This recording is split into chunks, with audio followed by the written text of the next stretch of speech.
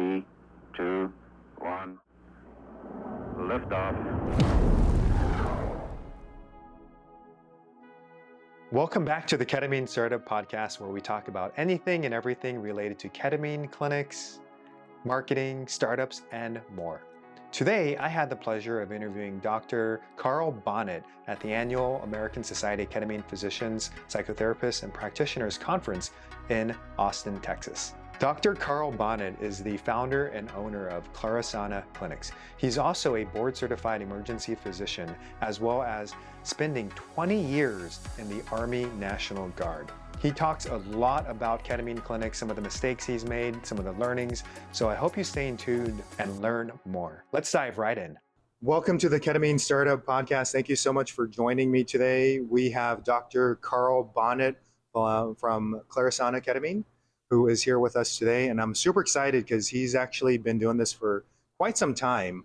And it's truly an honor to have him. He was one of the founding members of the American Society of Ketamine Physicians back in the days in 2017, and does a ton of research, especially for not necessarily being an academician. So it's a true honor to have you on here, Dr. Bonnett. And yeah, we'll just start with the first question. So for the listeners who are not aware of you or who don't know about you and your background, like tell us a little bit about you. And Sure. Yeah. So I'm an emergency physician by training, so we have that in common. And I did 20 years in the Army National Guard, so a military veteran. Got deployed a few times after 9/11, and so that was kind of the big impetus for just getting into this, is the veteran suicide rate. And when I saw what ketamine could potentially do for PTSD, I guess I got the bright idea to open a ketamine clinic. And the rest is history. So here we are, man. So yeah, and tell us. I remember you told me a story back in the days that your first ketamine clinic was like in a strip mall. It was like 300 square feet. I don't remember the exact specs, but I remember you were like, "Dude, I just started really small." Can you tell us about your first space? Yeah. So I was living in San Antonio at the time, and that's when I got the idea. At that time, there weren't very many ketamine clinics at all. I think there was like 10 or 12 in the country that I could find. So I rented a small space, and it's a little strip mall that was connected to a storage unit, right? A big thing of storage units. So it was 12 by 20. So I guess 240 square feet, Wow. the smallest ketamine clinic in the country, I think.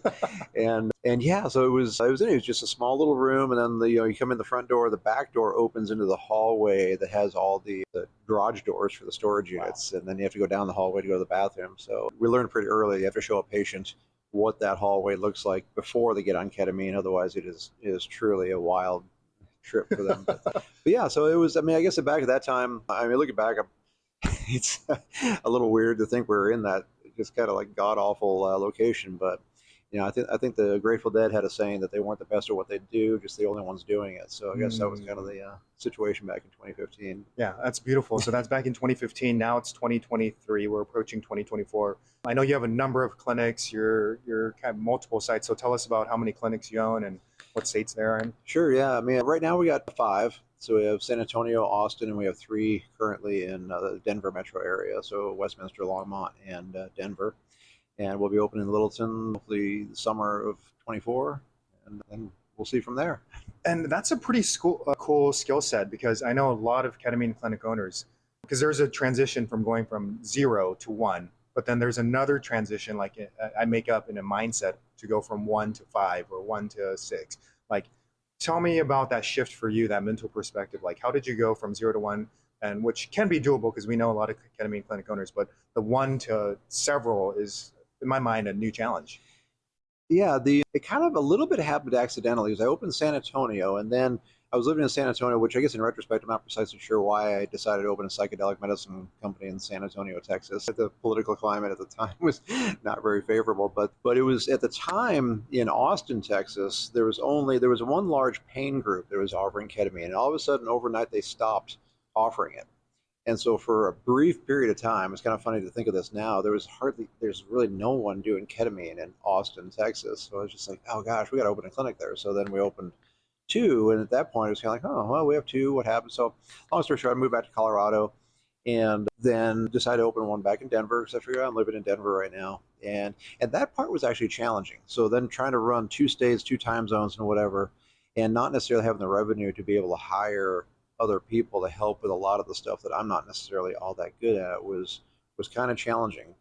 So it's funny how, like, once we got to the point where we opened number 4, which is our Westminster clinic, Then we finally started getting enough revenue where I could hire a few people to sort of help out with some of the stuff, some of the business stuff and whatnot that I'm not necessarily all good at. So it's a little bit weird that like, once you get to a certain size, it gets kind of painful. Then a little bit bigger, it actually gets a tiny bit easier in the sense of just being able to hire some other people, which is cool. Okay, awesome. So it sounds like the expansion in a way helped ease the load. It kind of reminds me of like having a child. Like they say, I have one daughter, and I know you have two, but there's a saying that like the first one is the hardest, but then like number 2, 3, and 4 supposedly are easier. So I don't know if there's any metaphor similarities there. To a point, yeah. I mean, I think when we opened, after we opened Westminster, at that point we had 4 clinics, and that was a bit of, honestly, a little bit of a tactical error on my part because I got the idea to open Longmont. And then, of course, I wanted to open Longmont on Veterans Day, so we opened it in November 11th of 2021, which was the only, I gave my team 8 weeks to open it, which then I was like, oh my God. So we made that timeline, but honestly, that almost took us out because we weren't structurally ready for that. The infrastructure was not there, we have personnel, HR, all that kind of stuff. But once we got it up and running and got things solidified, we now have we have a chief operating officer who's awesome. We have a CEO now who's great. I mean, they just laugh because I am the last person you want to have looking at numbers and spreadsheets and business. And that's really interesting because, in med school, residency, we're not necessarily taught the business side of medicine. So the fact that you're able to do it, plus now it sounds like you have a team to kind of outsource and delegate some of the things that we're not necessarily trained at. I think that's really useful. Yeah. And honestly, I'm just not very good at that. I mean, my eyes gloss over. I love, as you know, I like coming up with ideas for research projects and this and that, but like, oh man, doing like, financial projections and trying to figure out what the EBITDA is going to be and all this stuff. It's like, yeah, that's pretty cool. It's pretty painful. Speaking of research, I know you've had several publications, and I know before the recording we were talking about it, but one of the ones that stands out in my mind and that I actually use quite a bit is the one you did on PTSD. And I think you were doing like 1-hour infusions and pretty high dose, if I recall. Mm-hmm. So tell us a little bit about that study that you did. Yeah, so that was, when was it, 2019, I think it got published, Annals of Clinical Psychiatry. So we did a study on 30 combat veterans with PTSD, and at the time we were doing infusions. We have since switched over to doing IM sessions, intramuscular sessions, but at the time we were doing infusions. And I guess the impetus for that is I had talked to a lobbyist, actually. So at the time I was all gung-ho thinking like, man, I want to get the VA and TRICARE to start paying for this for veterans. The veteran suicide rate was really near and dear to my heart. And he said, like, the way to do that is you got to show them a study that it works in veterans. You can't just show them a study that works in humans.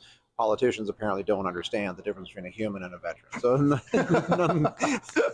they're very different. Very different for politicians. Yeah, exactly. So I got the bright idea, got IRB approval, and we did that study.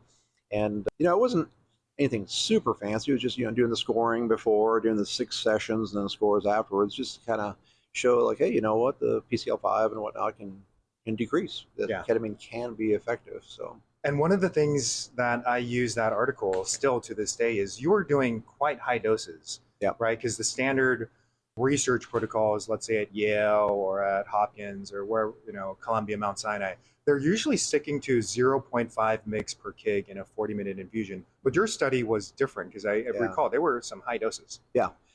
Yeah, and that was, I think we ended up around 1.9 milligrams per kilogram on average on the sixth session.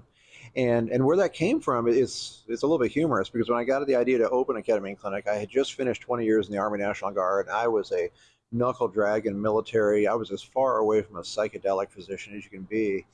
And I went out to San Francisco at a conference, and I met Dr. Phil Wolfson, who, as many of you watching this may know, a psychiatrist, and he is very much in favor of the psychedelic experience and all sort of thing. And like when I first talked to him, I'll be honest, I thought he was crazy. I was just like, dude, you don't know what you're talking about. Because he said, like, it's the alteration of the mind is what helps with the transformation. It's what helps you see behind the curtain. And I was just like, what? And so I went back and I was like, okay, well, I'm gonna start increasing the doses and see what happens and whatever. And it worked, man. That was a thing. If you could, I'll share a quick story of what was one of the things that I guess convinced me of that. I had an 82nd Airborne guy who, he was the real deal. I won't go into too much detail about his situation, but he was a combat veteran. He was the real deal. He was in a bad space mentally from his combat deployments. And I remember we were increasing the dose, and on his fourth session, I went in there and he was just kind of crying and laughing, and like he said, man, I was in this vision. I was in an old Western town. I was walking through this town, like the horses in the saloon, the sheriff's office, the gunslingers, and all this kind of stuff. And he's like, I walked around a building, and I saw that it was just the front of a building held up by 2x4s. Wow. And he was just like, it's a set. It's a set. And he kept saying, like, Iraq is a set. And afterwards, we were talking about that, and he was just like, you know what, dude? I mean, Iraq and I used to be one and the same. There was no separation. And now I remember he took his wallet out and set on the table, and he's just like, now Iraq is over there. Wow. And I'm over here. And that's where I was like, wow. That's a really cool story. And I mean, we know that ketamine is a dissociative agent. I mean, it's not a classical psychedelic, but it does, in my opinion, can create these psychedelic non-ordinary states of consciousness, and kind of being able to shift gears and have that perspective of like, oh yeah, this is just a Hollywood set, and it's just held up by 2x4s. Like that's quite powerful. Yeah. So Phil is one of our co-authors on that veteran study, by the way. So awesome. He's a great mentor, and I consider him a friend now. Yeah. So shout out to Phil. Shout out to Phil, man. Yeah. I'm interested in, you're one of the, I know some ketamine clinics are like cash pay only, and others are, in a minority, are like actually working with insurance companies. But I believe for Klarasana, like you guys are really kind of on the cutting edge of getting insurance coverage. How's that been for you? I guess for some reason the word boxing match just came to mind with me being on the receiving end of it. But no, it's been fun. I mean, because again, from the get-go, our mission has been all about access. So we're trying to get this out there and available to people. I kind of joke that, like, unfortunately, I don't take care of the movie stars and the basketball players and all that, So, but that's okay. We're trying to get out there and get this accessible to people. So we do participate with Colorado Medicaid, which has been great, actually. I mean, kudos to Colorado. They're actually easy to work with. They don't exactly pay for the ketamine itself, but we're able to get some reimbursement for the visit and whatnot. So that has actually been good. We just survived a couple of audits from them, which was good. So we made it through that without any problem. And the private insurance has been a little bit more challenging, unfortunately. So we were in network with several private insurance companies. One of them, which I guess I won't name because I don't want to get in a pissing match with them right now, but came back and audited some of our charts and said, hey, we're not going to pay for anything related to ketamine. Any visit that has ketamine in it, we're not going to pay for any part of it. Ouch.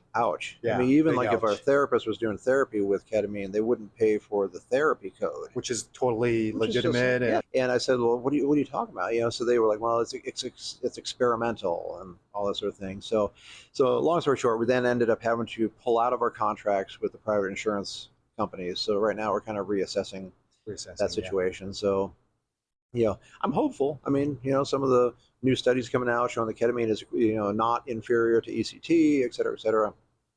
I think it's eventually going to get there, but yeah, it's slow to happen, and I am seeing a shift. Like, for example, Massachusetts Blue Cross Blue Shield is now covering IV ketamine and/or Spravato. Yeah. And recently, I got an email from a patient because I gave her a super bill with ICD-9, ICD-10, CPT codes, et cetera. And I said, okay, submit this to your insurance company.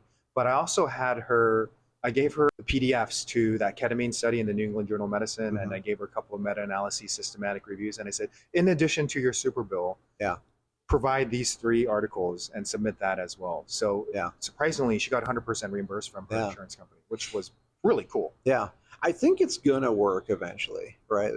So it's just gonna take some time. I mean, I think the recent grant that Dr. Sanacora and his group got, $12.6 million to look at head-to-head ketamine versus S-ketamine is going to be good. I mean, I would be extremely surprised if S-ketamine is somehow vastly superior to ketamine. I mean, the biochemistry of it doesn't make sense. I mean, I don't know why it would be. So I think as this stuff starts to come out, it's gonna work. We're also looking at some just direct contracts with companies.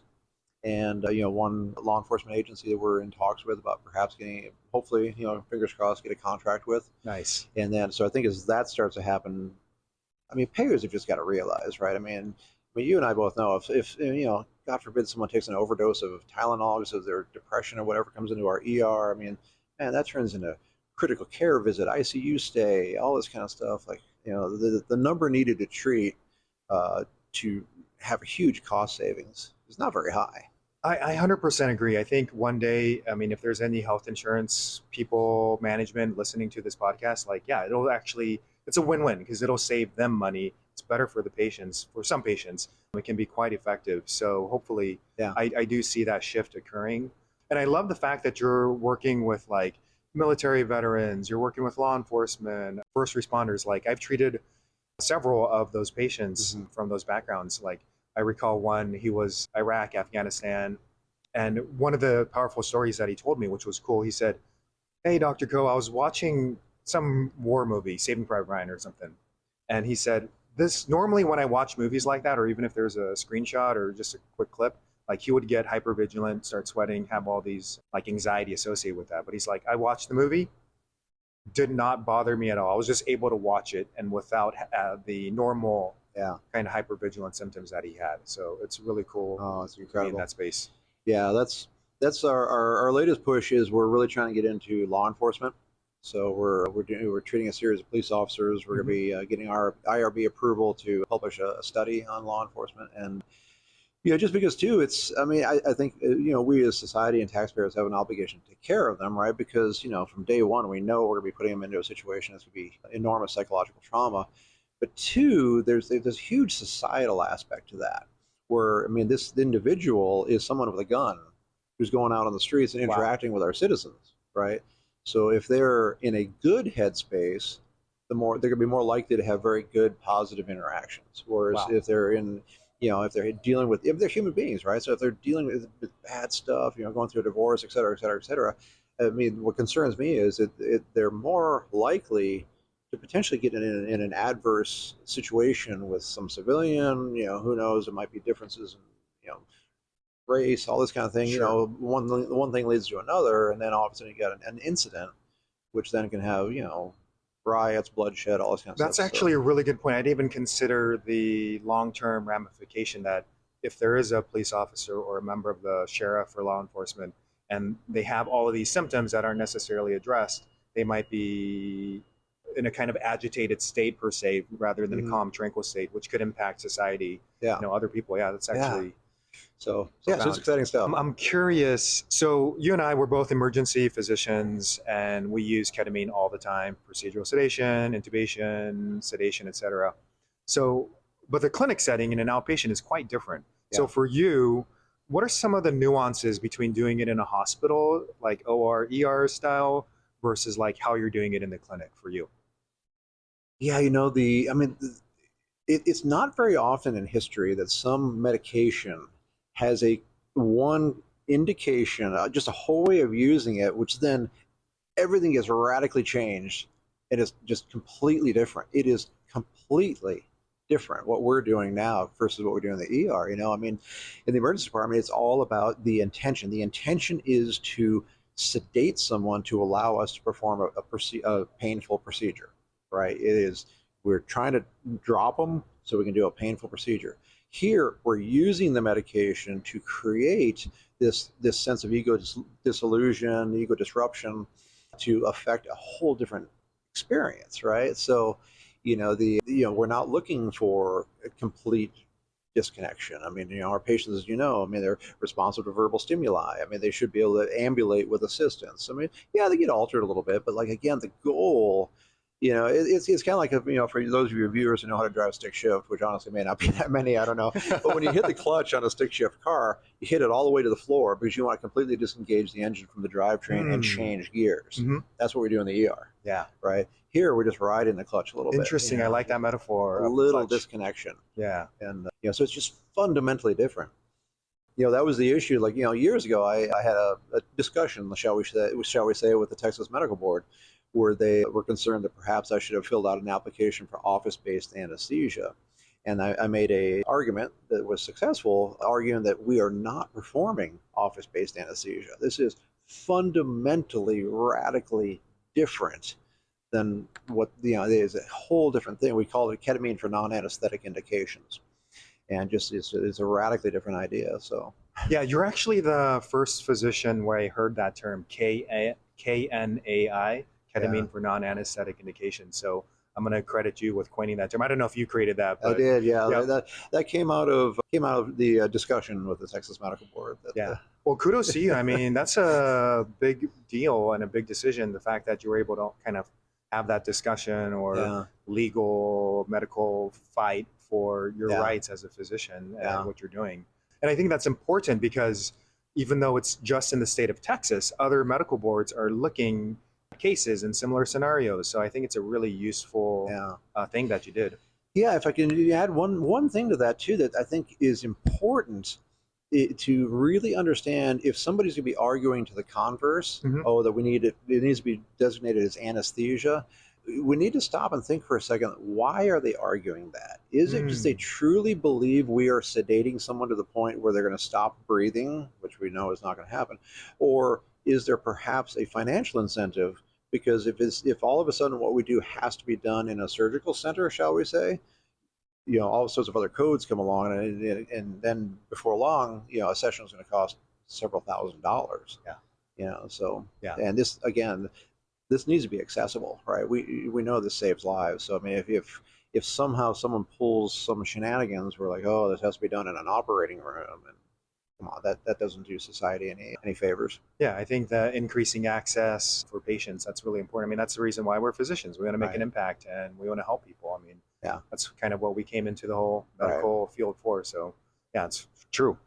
And now a quick word for our aspiring ketamine clinic founders out there. If you've tuned into our episode today, chances are you're curious about the ins and outs of starting up a ketamine clinic. It's an exciting field, but let's face it, the journey from idea to actually opening day can be quite daunting. That's why we've created something special for you. Think of it as your personal roadmap, a free downloadable checklist that lays out the essential steps you need to consider when starting up your own ketamine clinic. This checklist is designed to help you avoid common pitfalls and launch your trajectory to success. So how can you get your hands on this checklist? Simple. Just visit www.ketaminestartup.com/checklist and grab your free copy today. We've made it easy and accessible because we believe in supporting our community with valuable resources. ketaminestartup.com/checklist. All right, let's get back to our discussion. Stay tuned and don't forget to download your free checklist during or after the podcast. I'm curious, just to shift gears, I think you're one of the few clinic owners that has multiple clinics. So from your perspective, because you do have that entrepreneurial mindset, what strategies or approaches have you found to be the most impactful for your success? I think one of the biggest things as far as strategy is a long time ago, I watched the video by Simon Sinek called Start With Why. And he talks about, what's your why? My why, when I came up with this is, my initial why was I wanted to change the veteran suicide rate in the United States. It has since morphed into, I want to change the suicide rate. So when I think about it, I think of it as like, oh, I want to open in Phoenix, I want to open in Chicago, I want to let's increase market share, let's do whatever. That's like what Simon Sinek talks about. Is like your goal can't be to make money. Your goal is to do something cool. Like, what do you want to do? I know that like for instance, we're in Colorado, right? I know that there's a woman who is probably going to take her life in January of 2024. Maybe that's when this is airing right now in Colorado Springs. And I know there's some clinics down there, but potentially if we don't open, we may not intersect with her and save her life, right? She may not know that there is ketamine, right? So I'm not trying to say we're better than whoever's down in Colorado Springs, but the more this gets out there, the more access there is. So that's my why, right? So when I think about well, why do I want to have 10 clinics? Why do I want to have 20 clinics or something like that? Well, it's not so much so I can go to my high school reunion and be like, oh, I got 10 clinics or whatever. It's like, no, man, there are people out there who are going to die if we don't do something about them. I love that, because if someone doesn't have a strong enough why and then they face an adversity or a challenge, they'll just give up. It's like, well, it's not that big of a deal. I remember hearing one of my friends was like, okay, Sam, imagine if there is a pool of human waste. Would you swim in that pool? And it's like, no, hell no. But what if your daughter or your child or your loved one was on the other end of the pool and the only way to save them was to get through this pool of waste? Would you do it? Like, yeah, absolutely. Right. So I think it's like having that why, that intention, it serves us tremendously. Oh, totally. Yeah, it's huge, right? I mean, I remember there was a night where, or a day rather, where in our Austin clinic, we were going to take care of a gentleman who was a Navy corpsman. He was a Navy veteran, served with the Marines and whatnot. And he ended up taking his life the night before he was going to start treatment with us. So he never, had never got to, never got to experience that. So yeah, that still, that still tears me up, man.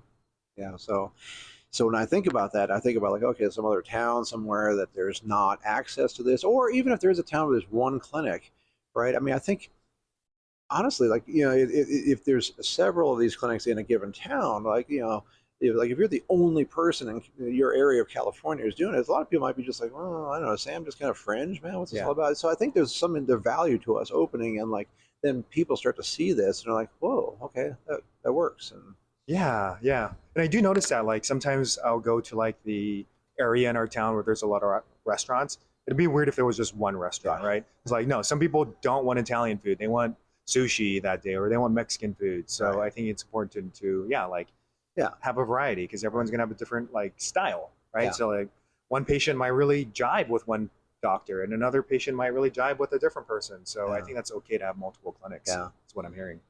Yeah, and like you say, man, if it weren't for that why, I mean, man, I mean, you and I both know, right? I mean, if we wanted to just make money and have an easy life, we should have gone into like erectile dysfunction and testosterone.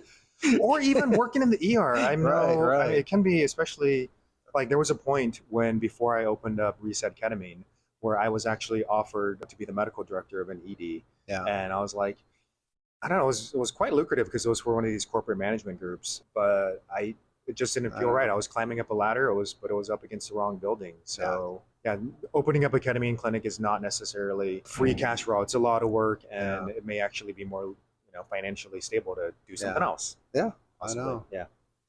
Let's see here. So this might be related to your question of, talking about your why in Simon Sinek, but what's one piece of advice that you would offer? So let's say there's someone out there and they're like, hey, I'm thinking about opening up a ketamine clinic. I really want to do it. Like, what's one piece of advice that you'd offer to them if they're interested in opening up their own practice? I think it depends where they're coming from, in a sense that, like, if it's an emergency physician who wants to do it, like, back in the day when we opened up, right, there's just no one doing it, right? And so it's just kind of like, okay, well, so I and I think you were in the same boat. We opened the clinics. We're like, okay, cool. We know ketamine. We're going to run it. Then we'll just coordinate with local psychiatrists and mental health professionals in a collaborative fashion. Now, of course, there's so many more people who are starting to offer it right now that I think from the get-go, you really need to have behavioral health support right off the bat. At the very, very least, have a therapist on staff with you, a licensed therapist to help, just coordinate and take care of the patients. That's something we've done, is added some therapists and hiring a psych nurse practitioner here pretty soon and whatnot. So that's a big part of it from just a clinical standpoint. Oh man, from a business standpoint, I guess, the old saying about don't be undercapitalized. It's funny how you think about how much you need, and then just think about, I think somebody said that one time, think about how much you might potentially need money wise and then double it. And I'm like, I don't know. I think triple it might be better. Well, one of the things that I noticed that you had mentioned is your first space was 12 by 20 square feet. That's pretty low overhead. So maybe when someone is starting, maybe rent a 250 square foot space, or maybe rent someone's office just to keep the low overhead initially, just to see if it's viable. Like my space was super tiny when I first started. Yeah. Depending on your local environment, right? If there's a bunch of well-established clinics then right next to you, then a very small space like that may or may not be in your interest. But certainly if you're in some locale where it's not that close, or I mean, I imagine there's still some places in California where, like, even though it might be 8 miles away from another place, I know your traffic, that might translate easily into an hour and a half drive. So I guess be strategic about how that works. Yeah. So strategic, plan ahead, have the cash reserves, the runway, just in case, and anticipate that you're going to be spending possibly more than you budget for, is what I'm hearing. Yeah. Let's see here. So this is really awesome. And, for you, I know you're juggling the clinics, you're juggling family, you're juggling research, you're juggling being expert faculty member for ASKP3. Like, you're wearing a lot of hats. And so how do you personally strike a balance between, doing all the different things you're doing, as well as like balancing your own personal well-being? I guess part of it is getting back to your why, right? I mean, like, you know, I like, I mean, some people might call it good, or some people might call it a personal flaw on me. I don't know. Like, I don't go mountain biking and skiing and whatever. Like, I really want to get to the point where like I can look and see like, hey, I've created something that is actually saving people's lives. And I guess I haven't done emergency medicine for 20 years. I mean, I don't know. Honestly, in some ways, it was kind of cool, but it also was a tiny bit of a letdown. Like, like in the sense of like, I didn't really feel like I made an impact that much. When you watch TV, you think you're like saving people's lives all the time and doing all this cool stuff. And I don't know, for me anyway, it wasn't. It really wasn't satisfying in that regard. So I suppose from a balance standpoint, like I love what I do, man. I love it. Like if I can sneak away, grab my laptop, and start like composing an article or something like that, or Love it. I think that's fun. I mean, some people might find that pathologic, I guess, and I don't know. Maybe that's why I'm divorced. I don't know, but Well, it sounds like you're truly passionate about it, and it sounds amazing. We're gonna switch gears and do some like fun questions. Okay. So this one is it's a deserted island question. So kind of personal. So let's say imagine that you're on a deserted island and you can only have one book, one movie, and one type of food. What would those be for you? Let's see, one movie. Let me start with one movie. I don't know. My favorite, maybe Pulp Fiction. I guess I think I've seen it like 28 times, literally. It's just it's so dark, but it's such a fascinating study of the human mind. But either that or Patriot Games. Okay. Book, man. If I had to read one book over and over, I guess I don't know. My two favorite books are Lord of the Flies and Heart of Darkness by James Conrad, which eventually got turned into Apocalypse Now. Mm-hmm. And reviewers are going to think I'm a dark person. I don't know. Sorry, I'm not that bad. I'm not that bad, guys. But it's just I'm fascinated by human psychology and like the dichotomy of good and evil and whatnot. What was food? You said was one type of food. We're on a deserted island. I was going to say sushi, but I don't know about it. On a deserted island. Sushi or Indian food? Sushi or Indian food. Awesome. Carl, do you have a hidden talent or hobby that most people would be surprised to learn about? I'm not very good at it, but I like to play guitar. That was, in high school, my dream was to be, be in a rock band, and that's part of why my hearing is so bad right now, and whatnot. So I guess that's the thing. Like, medicine is kind of funny when you look at me right now. I was like in high school, it was all about like I had hair down to my shoulders. I was playing guitar, and that was the whole thing in college too. And I was very into art and photography. Photojournalism was my undergrad, so I think that element of it is probably my hidden side. And which I finally get to sort of express a little bit in the company now. Yeah, I was going to say, medicine is an art, and your business, opening up a business, is a type of art in a way. It's creation. Yeah. Which is cool. Okay, so I'm curious. Let's say that we have a time travel machine, maybe the DeLorean from Back to the Future. Let's say you have a time machine, and you could go back to any time period for a day. Where and when would you go, and why? I think if I go back to the past, I don't know. I guess I suppose I should come up with something really super cool and whatever. Be like, watch the Japanese surrender on the USS Missouri or something like that. But I really one of my biggest regrets, I never got to see the Grateful Dead play live. Jerry Garcia was still alive, so I'd probably go back and just like see one of their original concerts, like in the '60s. That would be literally a trip. Especially the line of work we're in right now. That makes sense. We just have a few more questions as we wrap up. But let's say, just for funsies, that you could no longer be a physician, you could no longer do anything in this ketamine space, but you still have to do something in career. What would you do instead? If I had to go back, probably like film, video production, something along those lines. Awesome. I love being creative and telling stories. Telling stories. That's the fun part of it. Yeah. Telling stories. Yeah. And I noticed that like kind of a theme from you is you're really a creator. I mean, you created Klarasana, you created the research, co-created ASKP back in the days. So thank you for like being one of the pioneers and early adopters in this space. I think you're making a big impact back then. You're making it now, and I'm so honored to have you on the podcast as we start up and just learn more about this space. So before I let you go, is there anything other last thoughts or last comments, something that you want to share with the audience? No, it's just super excited to be a part of this, man. It's funny how some people don't feel comfortable being in a situation where they're writing the book.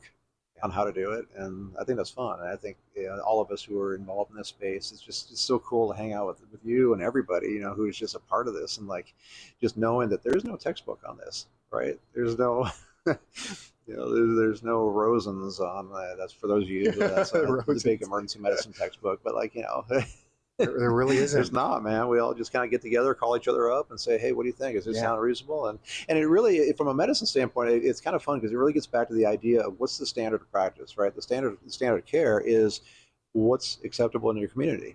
So I know there's a lot of times where, like, I'll text you or text Megan or text whoever, and it just be like, "Hey, is this cool?" And we all kind of talk about it, and it's just like, "All right, Yeah, I think it is." Yeah, it's cool because it's so new, it's so revolutionary that we're actually creating protocols and ideas and balancing. So it's, I think, opening up and being in the spaces for people who are comfortable with that.